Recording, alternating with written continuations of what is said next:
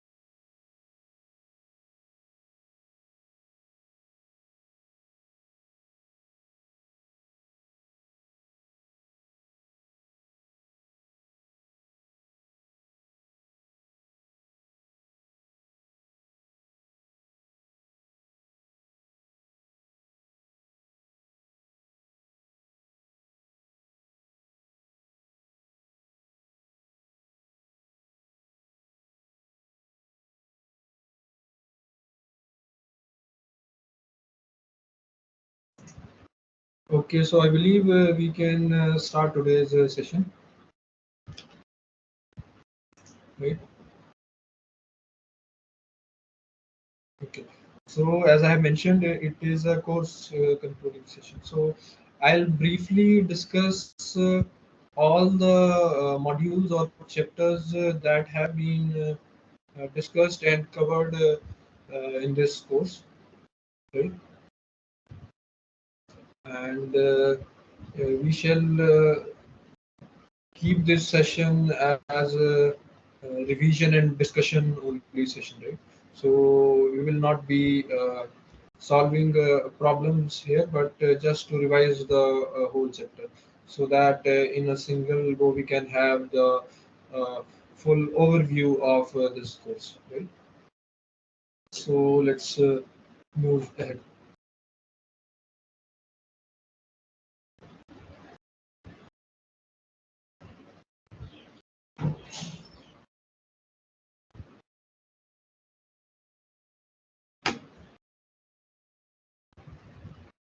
Okay. So these are the chapters.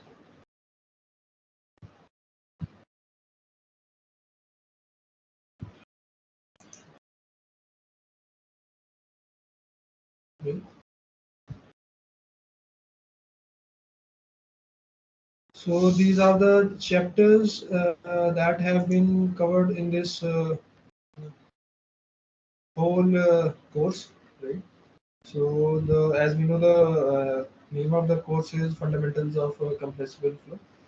So what we did is, in starting chapter, we just revised our basic knowledge of fluid mechanics and thermodynamics. Okay.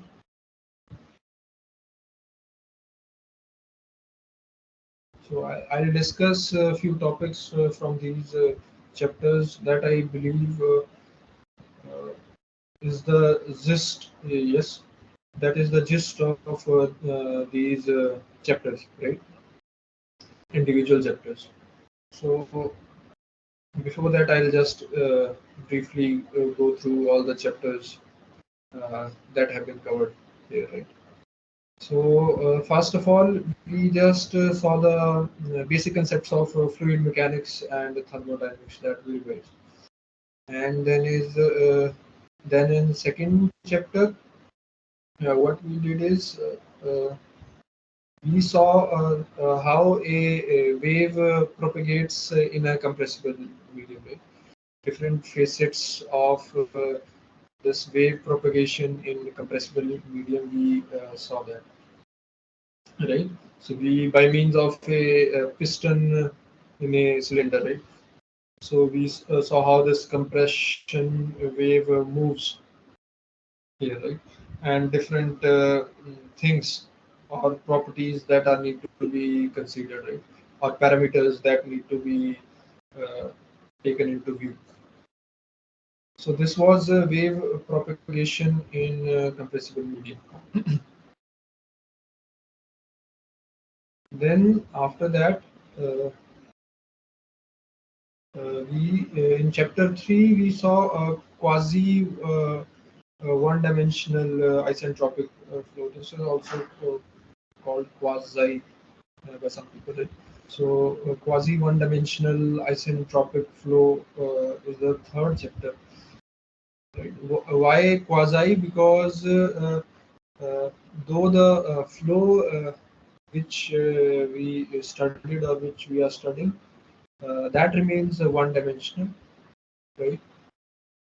But what here we do is we change the area of the duct in which there is a flow.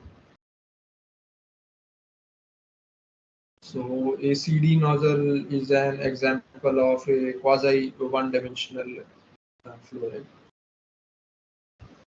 So this is a quasi one-dimensional isentropic flow.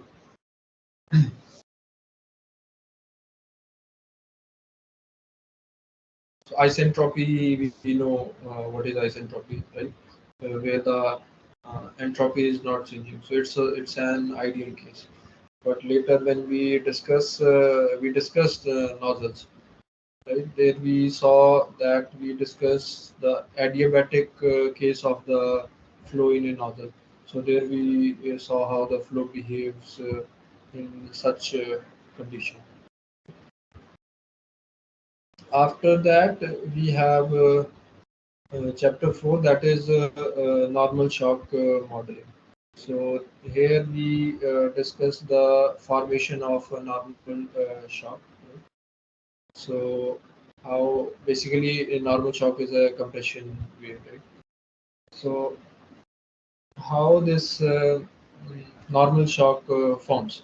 So we saw that in normal shock model. Then after that, in chapter 5, we analyzed this normal shock. Right? So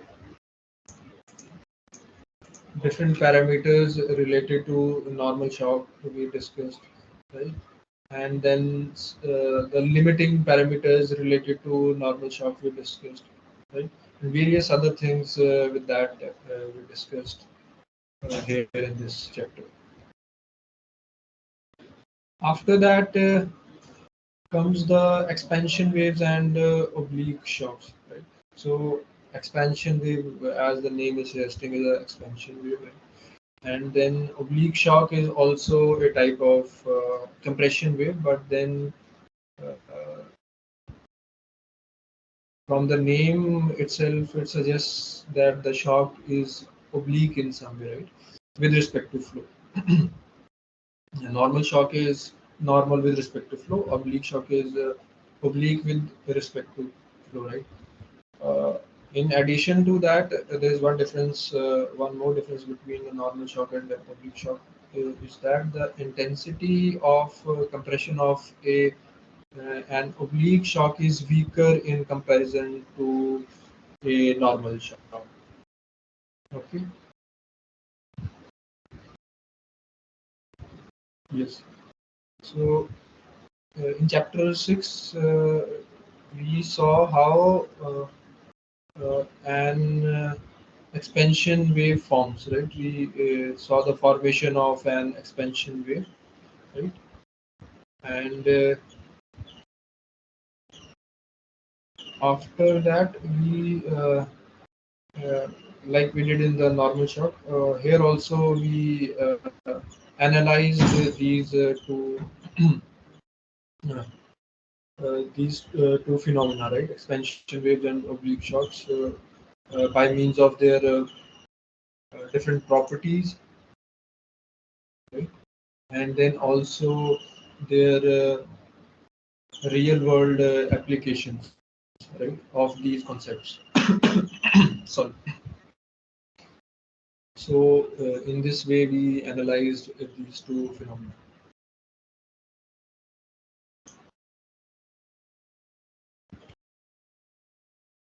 After that, what we did is we studied the interaction of these phenomena, right? So how an oblique shock and one oblique shock interacts with another oblique shock. So in that case, how the physics of flow comes out. We saw that, and then we also saw the reflection of these oblique shocks. Right? And then other than the oblique shock interaction, we saw oblique shock and Mach wave reflection, right? So various such interactions we saw in this.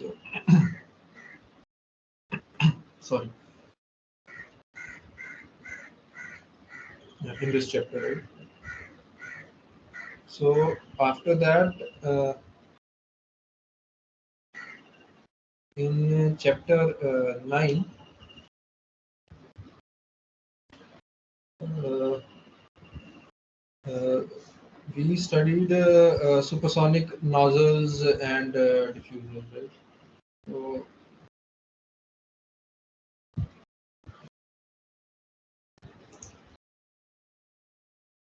so different uh, aspects related to a nozzle, right? So I was saying earlier that we studied adiabatic flow in a nozzle, so we studied in this chapter only. And then with that we also studied a supersonic diffuser, right? The application of a supersonic diffuser is in supersonic wind tunnels. So this supersonic diffuser is used to slow down the flow after the test section, after the flow exits the test section of the supersonic filter, right?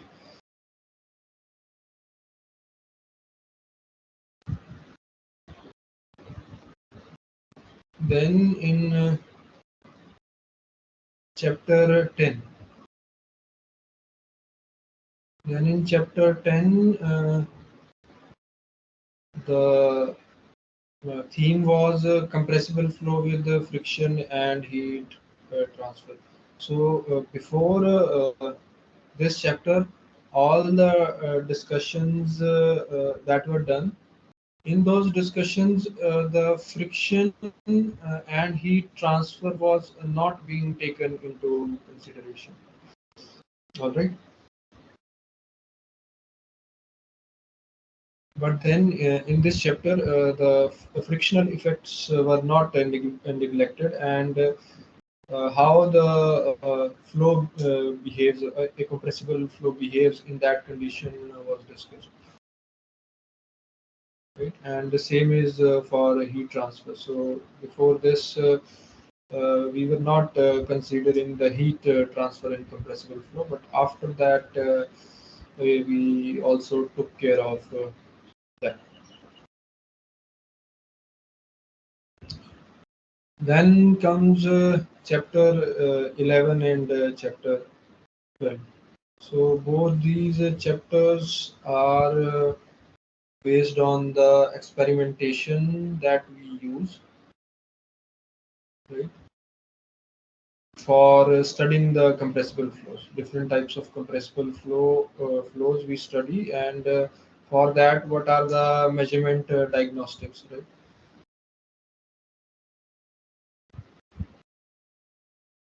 So how do we acquire different properties related to a compression flow, sorry, compressible flow.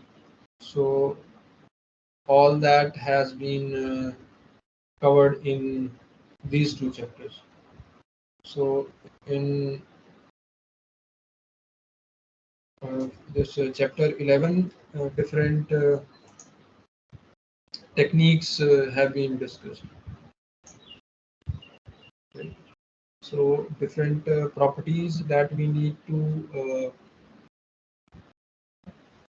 acquire, right? The data we need to acquire of different properties that has been discussed, and different after that different techniques have been discussed to acquire the data, right, with respect to compressible flows.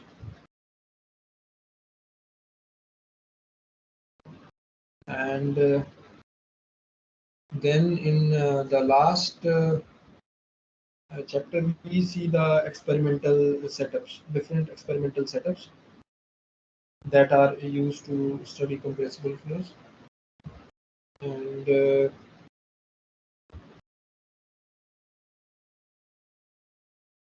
the concepts or techniques we studied in chapter 11, how we use all those things that has been covered in chapter 11, sorry, chapter 12, right? So now one by one we will see the different chapters that have been covered in this course, right? So I have my notes with me, and through I'll go through those notes and have the discussion.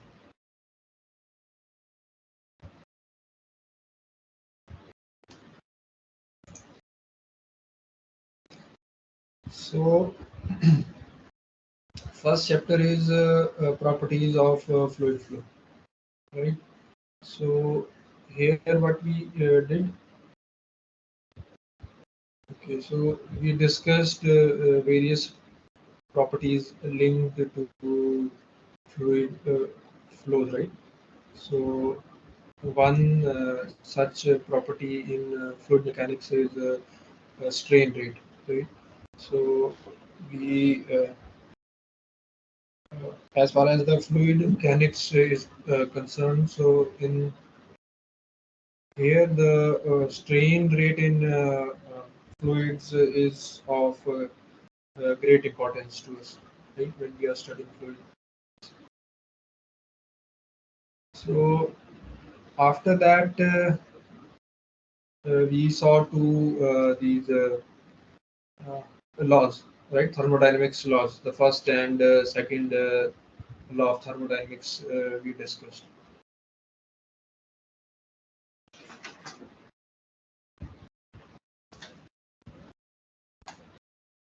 So we discussed transport properties, kinematic properties, all these things we discussed here. Right? And then uh, we discussed this classification of fluid flow, right? So in that,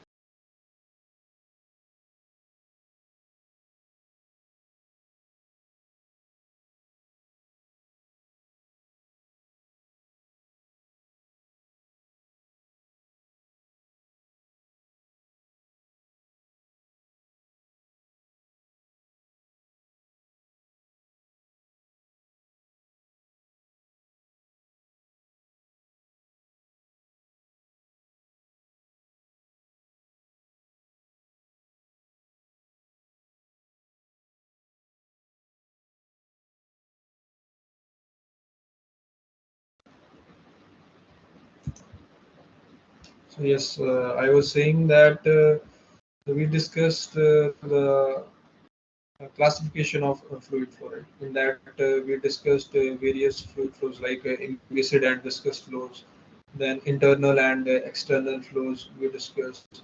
And then we discussed incompressible and compressible flows. So how do they differ, right? So we studied then steady and in unsteady flows. That is the changes that we see with respect to time. Then there is laminar and turbulent flows. So that depends on the Reynolds number of the flow. Right? Then there is natural and forced flows. Right. So there are flows around us that are natural in nature, and then there are flows that are forced. We force those flows into being. Right. So all these categorization we did or studied.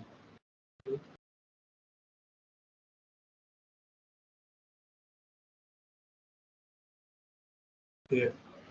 All right.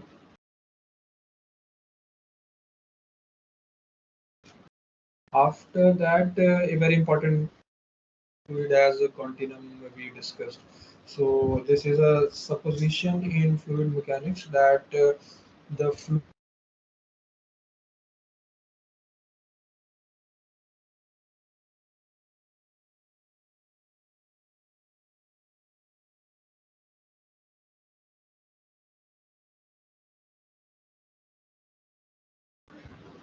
So we discussed this very important concept of fluid as a continuum. Right? Then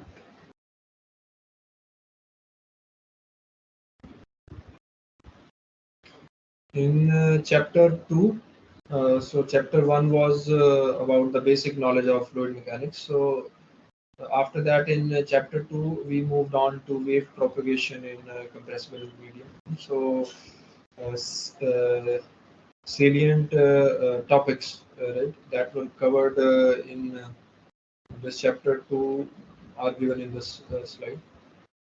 So first we discussed wave propagation in compressible flow. Right? So as I was telling earlier, so how we took an example of a piston and a cylinder. So if we move a piston in one direction, then in case uh, how this compression wave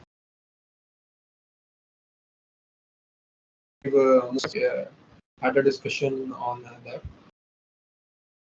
After that, compressible flow properties were discussed.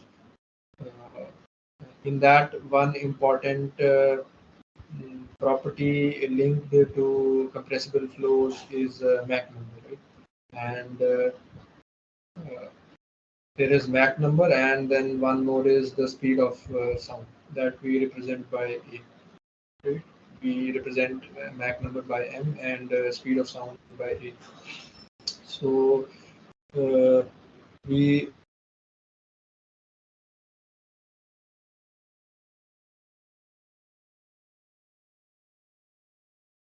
uh,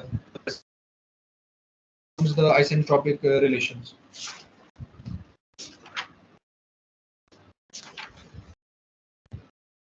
So isentropic relations are a very important part of the compressible flow discussions, right? So across the compression waves or uh, so across the compression waves, how the flow behaves, the properties, how they change across compression or a compression wave. So all this has been discussed in this topic, right? Isentropic relations. So we have the ratios of total temperature to that of static temperature, right? And in the same way, we have these ratios for pressure and density. Sorry, right? So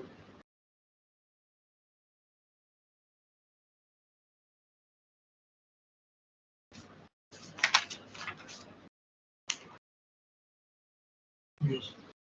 So if you see one such from chapter 2, I'm saying one such isentropic relation is 1 plus gamma minus 1 by 2 m square. Right? So this is chapter 2. Sorry. So relations like this we discussed, right? And then there are three very important equations that we also call by the name governing equations. So I have mentioned this during the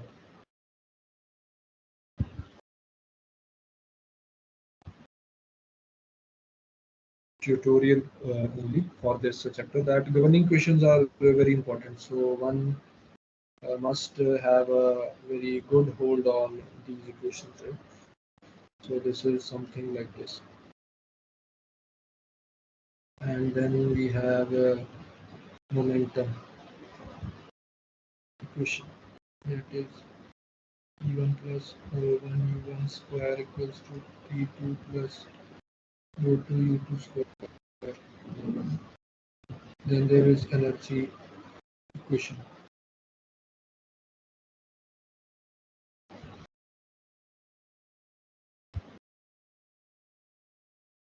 H1 plus U1 square by 2 plus Q equals to H2 plus U2 square by 2. So these are the governing equations for a compressible flow. So we also discussed these equations in chapter 2, right? Then after that, we moved on to chapter 3. So chapter 3 is on quasi one-dimensional isentropic flow. Right? So here we discussed how with the change in the area of a duct in which there is a compressible flow.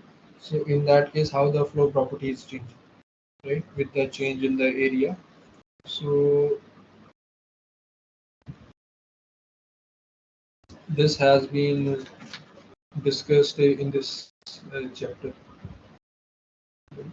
And then there is very important relation right, to predict the behavior of a flow with the change in the area. So if the area is increasing, so how a particular flow, be it subsonic or supersonic, behaves, and if the flow is uh, yes, if the flow, if the area is increasing or decreasing, so how the flow properties behave. So this area velocity Mach number relation tells us that. So this is chapter 3. Right? So I'll just write down the area Mach number relation.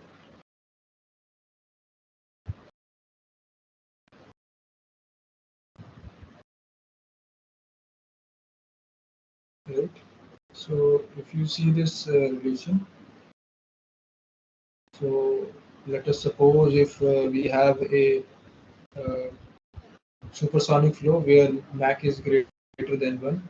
So this part m square minus 1 will be remain positive, right?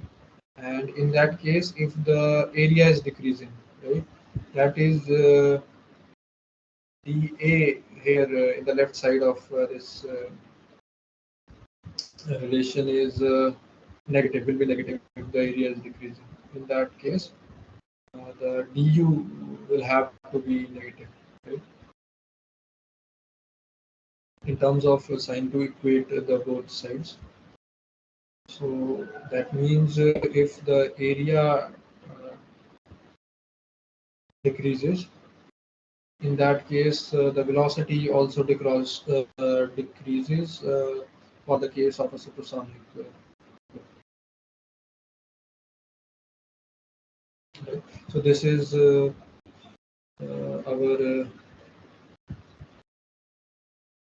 area velocity mathematical relation. Okay.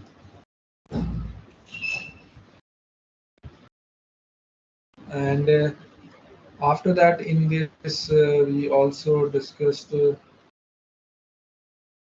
supersonic nozzle and supersonic diffusers in brief, because we are discussing the quasi one-dimensional or we are discussing quasi one-dimensional flows here. So because the nozzles and diffusers are of such nature, so briefly this has been discussed here.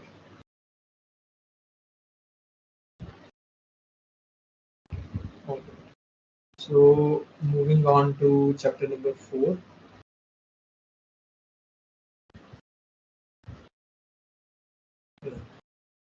So up to this point, we first had a revision of the fluid mechanics concepts.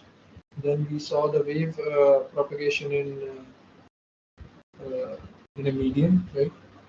In a compressible medium, we saw the wave propagation. After that, uh, we introduced the concept of quasi one-dimensionality, right? And how the flow behaves in such an environment. So this uh, we discussed. Now we came to uh, a normal shock modeling or normal discussion on normal shocks.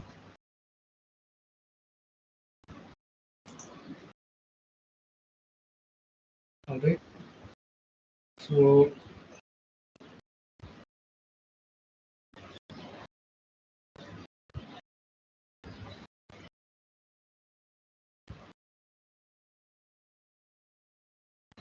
here we discussed first of all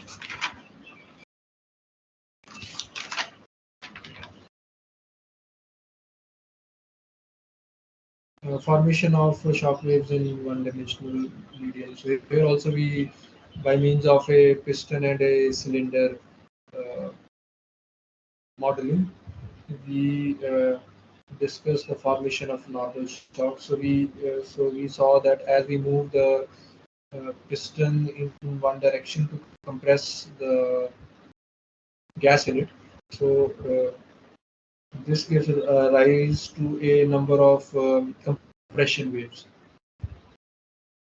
and the subsequent compression waves at some point they collides, right? And this as they collides, this gives rise to a normal shock, right? So this we discussed in this chapter. And then very important topic, that is flow property calculation across a normal shock. Hmm. So different relations for normal shock.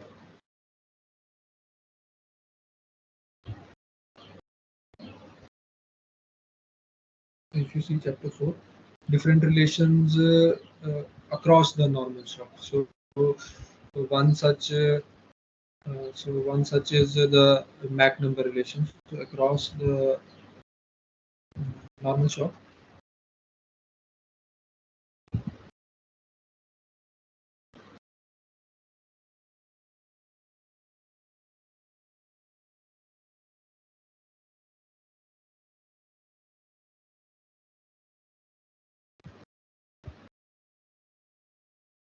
So this is the Mach number relation for normal shocks. Then there is a static density ratio.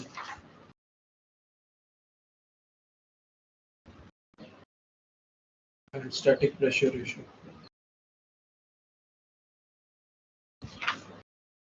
So the static density ratio is given as this.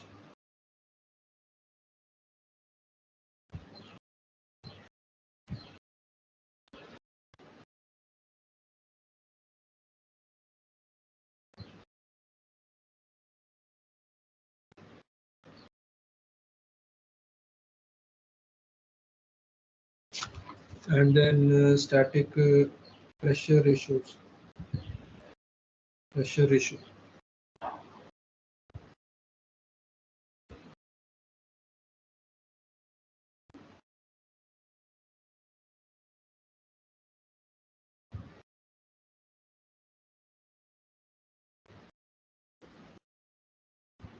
Right.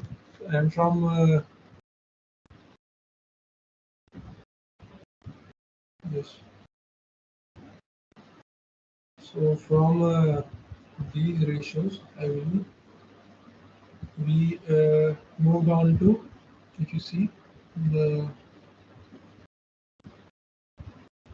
next topic I have written here is entropy change across a normal shock. So uh, we saw one such relation or two such relations. So I'll just write all that down. So this is Mach number, this is static density, this is static pressure, and then we have entropy change relation.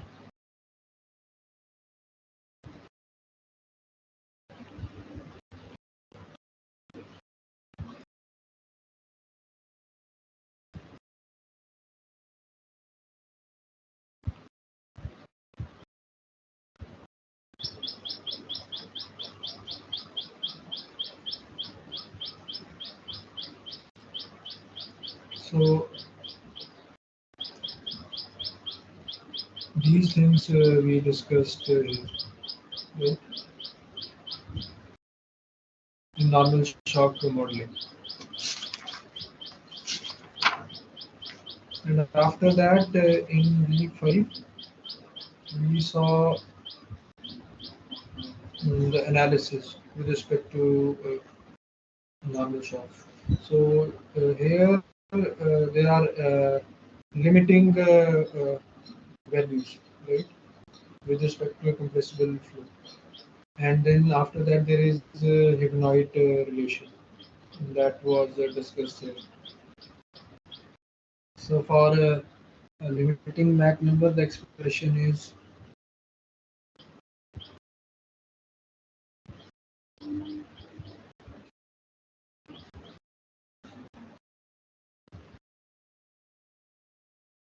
because across a normal shock, we see that the Mach number decreases, right? But that decrease also has a limit.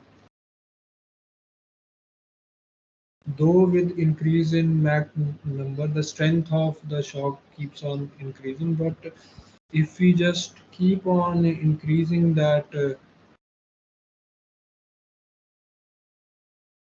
Mach number, in that case, there is a limit up to which this across the shock this Mach will decrease. That is 0.378. Below that, there will not be further decrease in the Mach number across a normal shock. Okay. Same way, there are limiting properties of static uh, properties. Okay.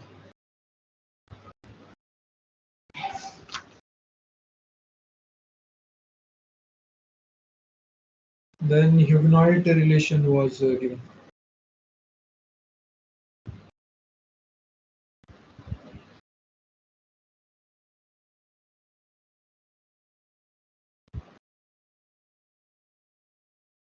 Which is if we see the static pressure ratios.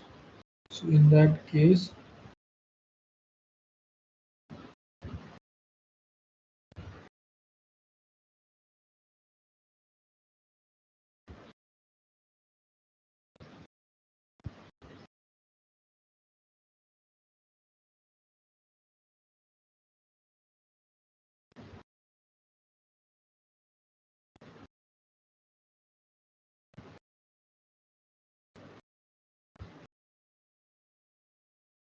so this is a humanoid relation, right? So its form in terms of energy is also there, but I have just mentioned this static pressure. In terms of static pressure, I have given this humanoid relation. Okay? So these this was discussed, and with that, there is one more thing that was one important thing that was discussed is Krokow's theorem, right? Which is nothing but the relation between the vorticity of fluid and the entropy change. So across a normal shock, there is increase in entropy, right? And with this entropy change comes vorticity in fluid. So in terms of in the quantitative terms, this theorem proposes expression for that. So that is proposed theorem.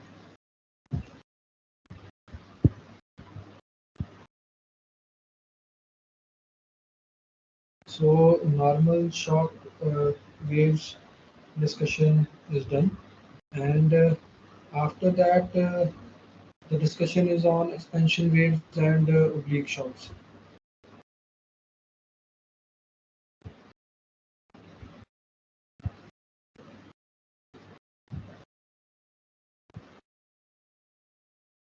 So firstly, the formation of expansion waves uh, was discussed by again means of a piston and a cylinder where a piston was being drawn out, right? And that gave rise to a series of expansion waves that we also call as an expansion fan at times.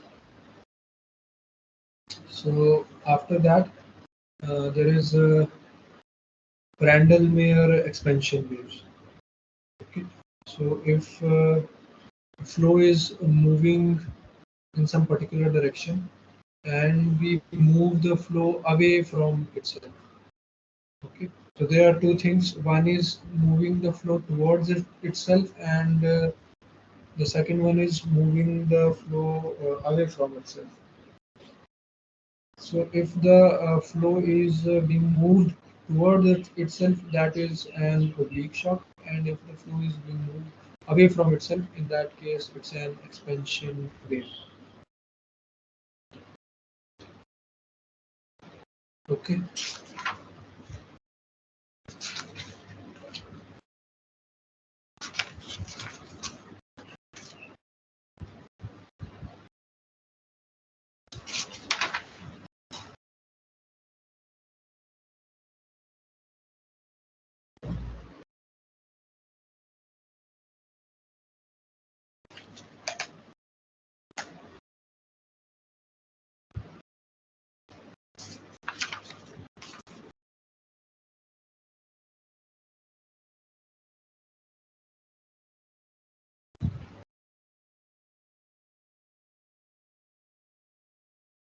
Then for oblique shocks, the relations are same as normal shock waves. The only difference is that when we take the Mach number, so we take that so upstream of the shock when we take the Mach number, so we take that as a component of the whole flow, because the component the component of the flow that is normal to the oblique shock, only in that case we will see compression in the flow, and the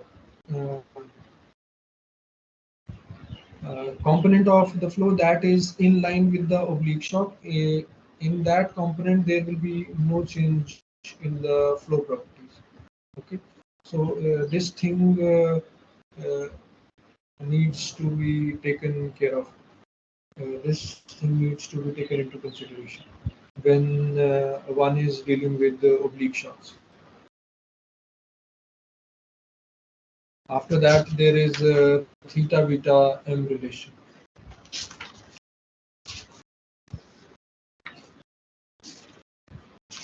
So in exams, because Prandtl-Meyer function, they give this function, so I not got this down, but one must familiarize oneself with the different angles that uh, comes into picture when this Prandtl-Meyer expansion wave is being discussed.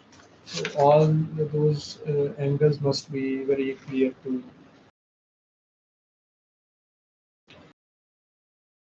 understand or solve or use the uh, Prandtl-Meyer this function. Okay. So this is chapter 6.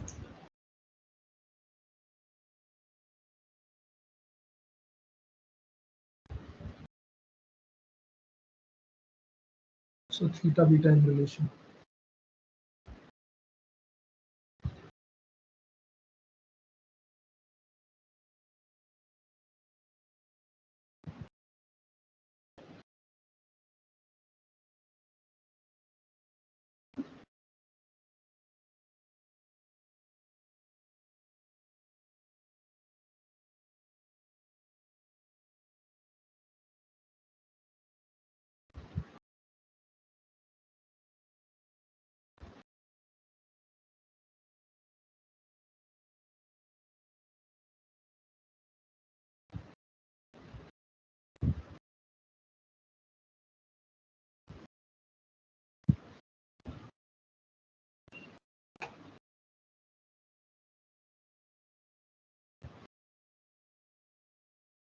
After that, this modeling discussion on expansion waves and oblique shocks, we moved on to the analysis part, where we saw because in supersonic aircrafts also we see at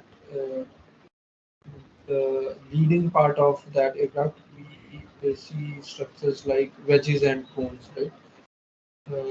And also at the inlet of these engines, right? Supersonic engines in supersonic conditions. So there also we see such structures, right? So from that perspective, discussion has been done for wedges and cones. And after that, there is shock expansion theory has been discussed, which is uh, from the perspective of flows in case of a diamond-like airfoil. Right? So if we have a diamond-like airfoil, we see first we see an oblique shock, then we see an expansion fan, and then again at the trailing edge of this airfoil, we see a oblique shock, an oblique shock, right? So shock expansion theory caters to the properties part of this type of flow. So in that case, how the flow behaves in terms of its properties, right? In numerical terms. So shock expansion theory caters to that, right?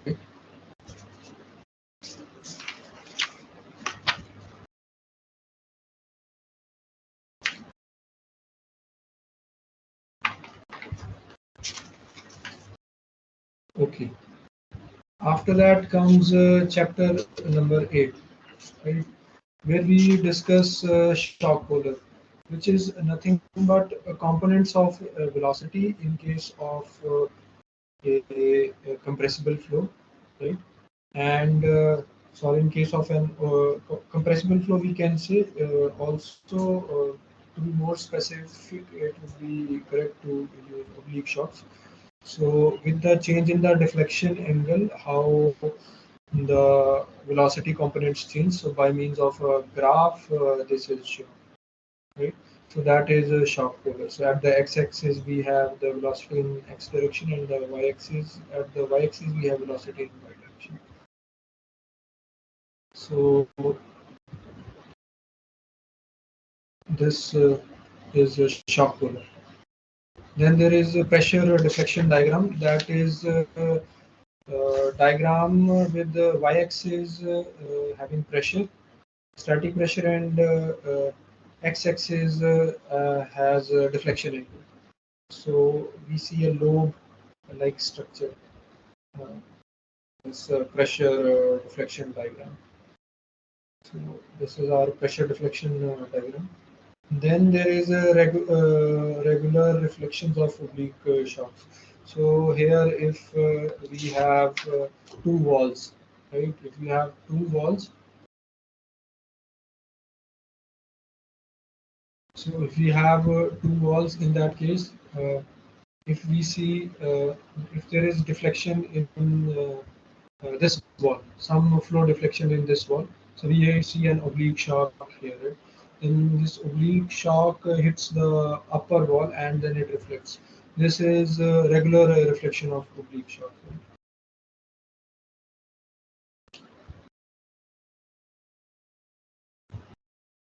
Okay. Then I have mentioned earlier that interaction of oblique shocks is also there of opposite family or same family, right? And then after that, we have this wave reflection from free body. So if we have, sorry, free boundary.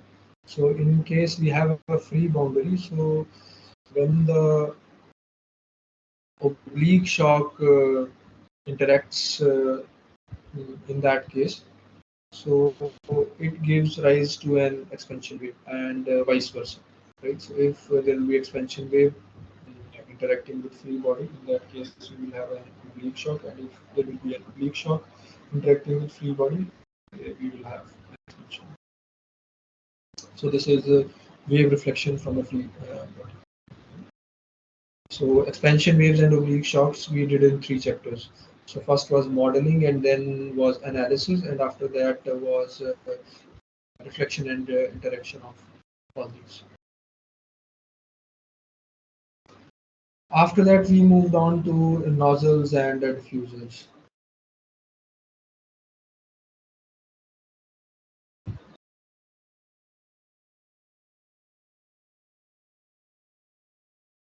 So here we discussed flow in a nozzle, right? So we discussed the adiabatic nozzle flow case, in which uh, in cases we get to see a normal shock within the divergent section of the nozzle, right?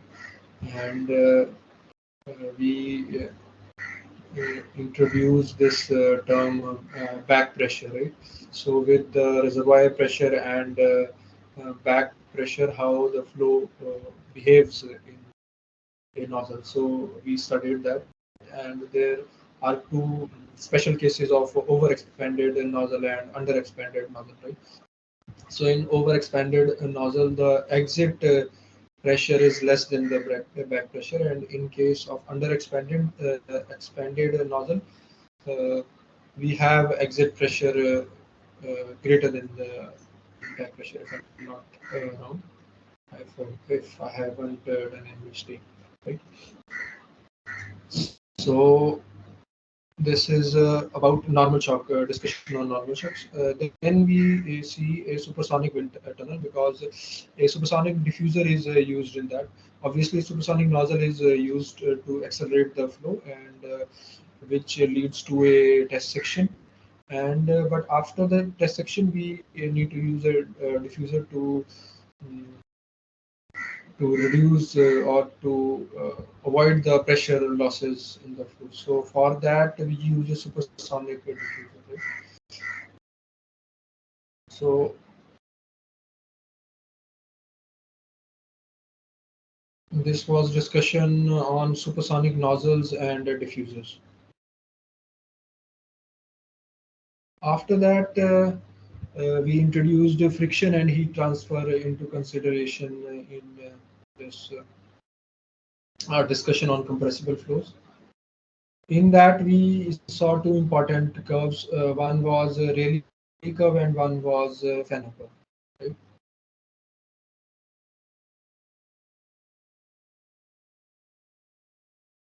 So this is 10th chapter.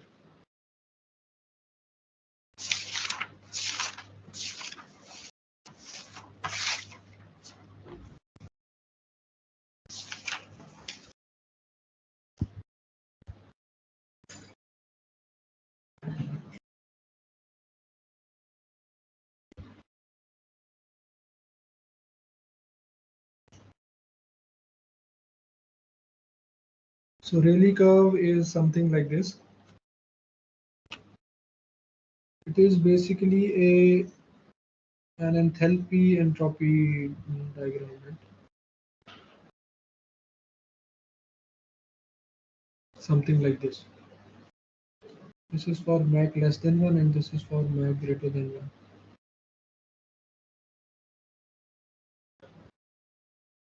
At maximum entropy, we see a sonic state, right? This direction is for heating and the opposite direction is for cooling. The same way, this direction is for heating and the opposite direction is for cooling. So this is our Rayleigh curve. And then we have a Fano curve.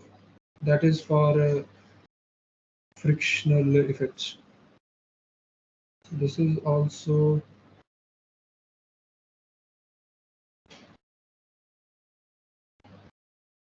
an HS diagram. So this looks something like this. So this is our sonic state, right?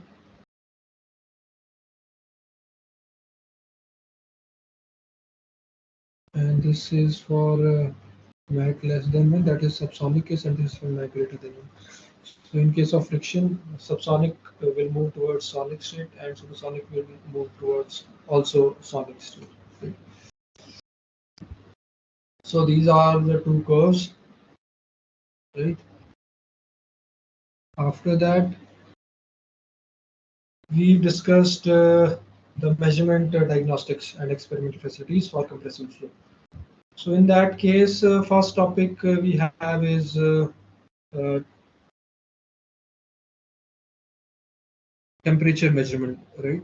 So in this we discussed the thermocouples, right? So because thermocouples are used to take the data of take the temperature data in case of compressible flow. So this has been discussed here. Then there is pressure measurement. So there are various means through which we measure pressure, right?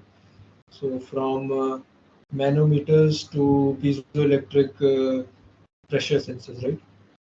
So this was discussed in pressure measurement. So after that, measurement of flow velocity. So based on the pressure measurements, so we can deduce the velocity or derive the velocity. Sorry, can derive the velocity from that information. So this has been discussed in this topic. Then for density variations in compressible flows, so we have different techniques or setups. So in that there are two very well-known optical measurement techniques, right, for density variations. One is Schlieren apparatus in that, and another one is shadow graph technique. Right?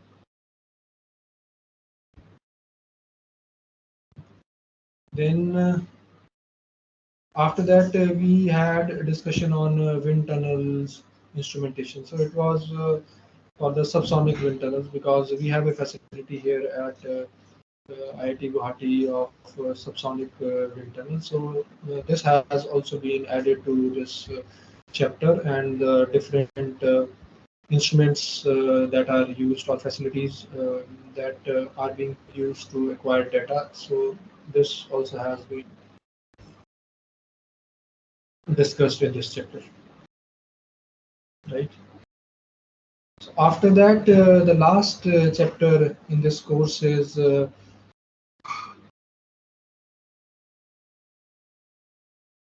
this should have been analysis.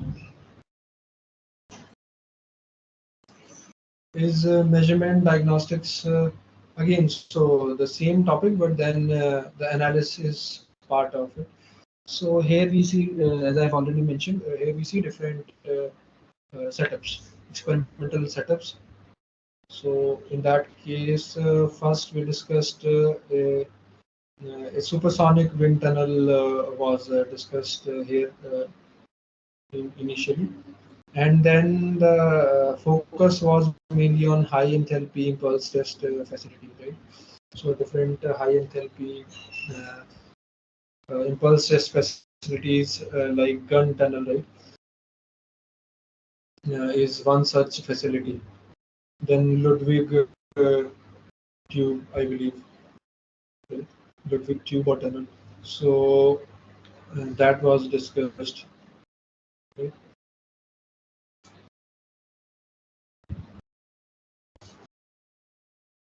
And then few other facilities, like so it was a Ludwig tunnel, right? Then shock tunnel was discussed, and then free piston shock tunnel was discussed, and then expansion tunnel was discussed. That is used for hyper velocity flows, right?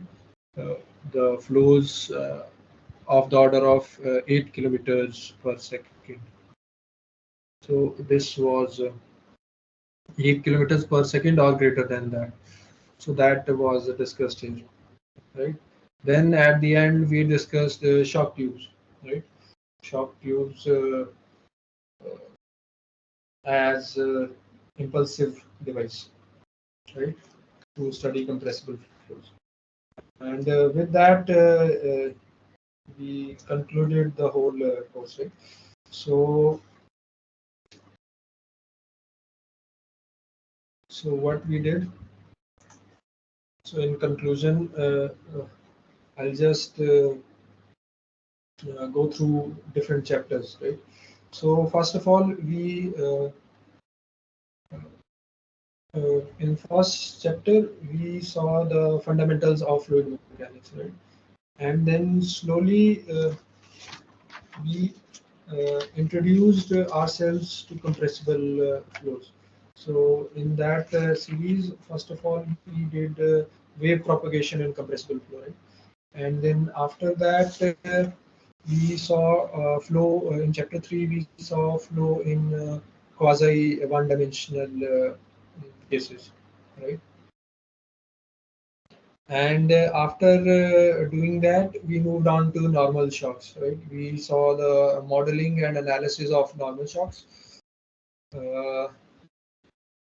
After doing that, we discussed expansion waves and oblique shocks, their modeling, analysis, and then the reflection and interaction of these oblique shocks on back wave and expansion wave.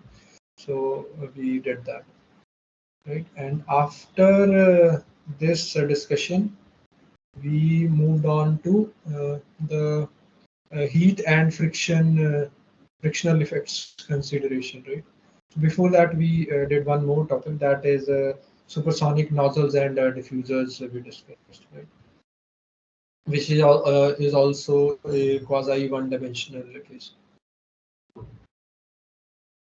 After that, we introduced heat and frictional effects into the into our discussion, right?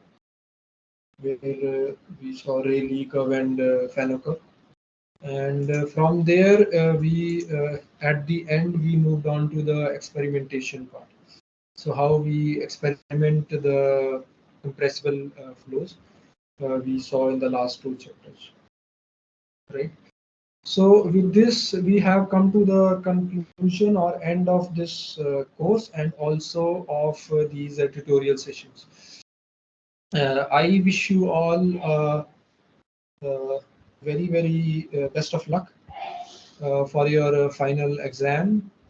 Those who have registered, right? And with this note only, I'll end this meeting and happy learning. Thank you.